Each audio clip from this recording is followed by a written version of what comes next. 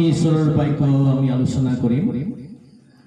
আজি মই বাক্য লৈছো মাথিউ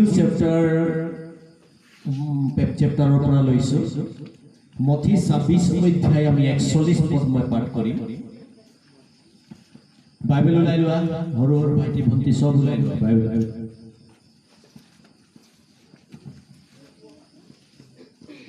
ইয়াতে প্ৰভু যীশু খ্ৰীষ্টই যেতিয়া গেটছেমানি বাৰীত প্ৰাৰ্থনা কৰিছিলে, আমি তেওঁৰ বিষয়ে আমি গম পাওঁ তেওঁ কিমান প্ৰাৰ্থনা কৰিছে। তেওঁ ক্ৰুচবিদ্ধ হোৱাৰ আগমুহূৰ্ততে তেওঁ গেটছেমানি বাৰীত গৈ বহুত প্ৰাৰ্থনা কৰিলে, আৰু সেই প্ৰাৰ্থনাৰ বিষয়ে ইয়াতে আমি পাইছো। কিন্তু সেই প্ৰাৰ্থনাৰ বিষয়ে মই নকম, কিন্তু আজি মই বিশেষ এটি বাক্য লৈছো ইয়াৰ মাজৰ পৰাই। মথি লিখা বাৰ্তা 26 অধ্যায় আমি 41 পদ। পৰীক্ষাত যেন নপৰা এই নিমিত্তে পৰ দি প্ৰাৰ্থনা কৰা, আত্মা ইচ্ছুক কিন্তু শৰীৰ দুৰ্বল। ছুটিকে প্ৰাৰ্থনা কৰিম। আমি ইয়াতে মূল বিষয়টো লৈছো মই সচেতনতা, মানে সচেতন হোৱা।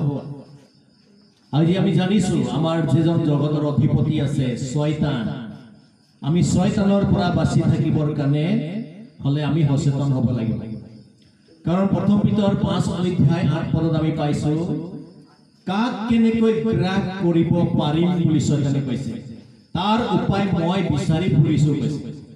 এই কাৰণে আজি বহুত মানুহবিলাকক শয়তানে তেওঁবিলাকক কি কৰিছে, গ্ৰাস কৰিছে, আৰু তেওঁবিলাকে শয়তানৰ দ্বাৰা চালিত হ'ব বিচাৰিছে, আৰু শয়তানে তেওঁবিলাকক কপথে লৈ গৈছে। সেইকাৰণে কাক কেনেকৈ গ্ৰাস কৰিব পাৰিব, কোন ভাইক কেনেকৈ গ্ৰাস কৰিব, কোন ভনীক কেনেকৈ গ্ৰাস কৰিব, কোন মাতৃক কেনেকৈ গ্ৰাস কৰিব, কোন পিতৃক কেনেকৈ গ্ৰাস কৰিব, কোন বিশ্বাসীবিলাকক কেনেকৈ গ্ৰাস কৰিব, সেইটো শয়তানে জানে। সেইকাৰণে শয়তানে আমাৰ দুৰ্বল সুযোগ দেখি আমি প্ৰাৰ্থনাত দুৰ্বল হৈ যাওঁ, আমি বিশ্বাসত দুৰ্বল হৈ যাওঁ, আমি বাক্যত দুৰ্বল হৈ যাওঁ, আৰু এইমতেই শয়তানে আপোনাৰ জীৱনত কাম কৰিব বিচাৰে। আমি এনি টাইম সকলো সময়তে আমি শয়তানক দুখী কৰো, মোক শয়তানে এনেকা কৰিছে, মোক শয়তানে এনেকা কৰিছে। কিন্তু নহয় প্ৰিয়সকল, আপুনি আৰু মই যেতিয়ালৈকে শয়তান বনি নাযাওঁ তেতিয়ালৈকে শয়তানে আপোনাক মোক কেতিয়াও নলয়। শয়তানে শয়তানৰ কামত আমাক কেতিয়াও লৈ নাযাব। কাৰণ আমি যেতিয়া শয়তান বনি যাওঁ, আমাৰ হৃদয়টো শয়তান বনি যায়, আমাৰ মনটো শয়তান বনি যায়, আমাৰ মাইণ্ডটো শয়তান বনি যায়, আমাৰ চকু আমাৰ শৰীৰটো যেতিয়া শয়তান বনি যায়, আৰু সেইটো মতে শয়তানে আপোনাক মোক গ্ৰাস কৰে, আৰু শয়তানে আপোনাক মোক গ্ৰাস কৰি কি কৰে, আমাক নিৰাশ কৰি দিয়ে, আমাৰ নানা বেমাৰ আনি দিব। কাৰণ বেমাৰ ঈশ্বৰৰ পৰা নাহে। আজি বহুতে কয় মোক ঈশ্বৰেই দিলে বেমাৰ। নহয়, আমাৰ ঈশ্বৰ বেমাৰী ঈশ্বৰ নহয়। আমাৰ ঈশ্বৰ বেমাৰী ঈশ্বৰ হোৱা হলে পৃথিৱীত যিমান মানুহ আছে প্ৰত্যেক মানুহবিলাকে আজি বেমাৰতে পৰি থাকিলে হয়। কাৰণ ঈশ্বৰ বেমাৰী নহয়, আমাৰ ঈশ্বৰ ভাল ঈশ্বৰ হয়। সেইকাৰণে বাইবেলত কৈছে, লোকে লিখা বাৰ্তা পঢ়কচোন, তাতে কৈছে লুক 13 অধ্যায় আমি 16 পদত পঢ়িম। তাত কি কৈছে, লুক 13 অধ্যায় 16 পদ।